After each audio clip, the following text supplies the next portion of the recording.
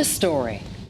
We already have a very healthy population of bears. This is going to encourage more bears. Finding ways to keep bears out of our neighborhoods in Northwest Connecticut. One man thinks he knows the answer, but it's his way of luring them back into the woods. And what happens there has many people saying, no way. Channel 3's Shantae Passmore shares what has so many upset by this idea.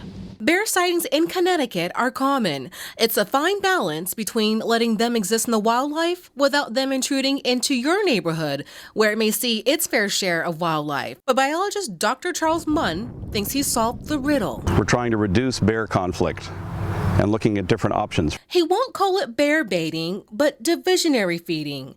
It sits in the idea of putting food bears enjoy deep in the woods, where, in theory, Munn hopes they stay. To make sure they don't wander into people's homes, he'd also provide bear-proof garbage cans. Once bears find these feeding sites, Munn would like to build tourism around them, where people can snap pics and observe. Munn says he's created wildlife destinations in South America and travels around looking to replicate the idea.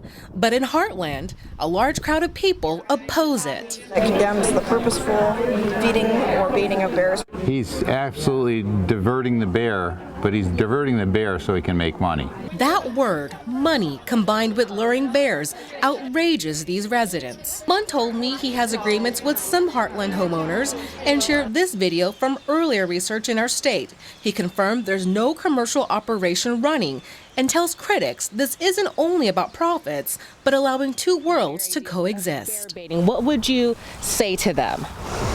Well, I would say that these experiments in diversionary feeding are designed to get bears away from houses. Munn says he's talking to state and town leaders and deep, but the State Conservation Agency tells Channel 3 it's not on board either. It says, intentional feeding trains bears to seek food in the areas where humans live, increasing the likelihood of an encounter where a person or pet is threatened, and the bear would need to be euthanized. Deep strongly discourages intentional and unintentional feeding of bears. Back in Heartland, people say the best thing to do is to not interfere. Well, the long-term solution would be is just to let the bears be the bears in the woods. Shantae Passmore, Channel 3, Eyewitness News.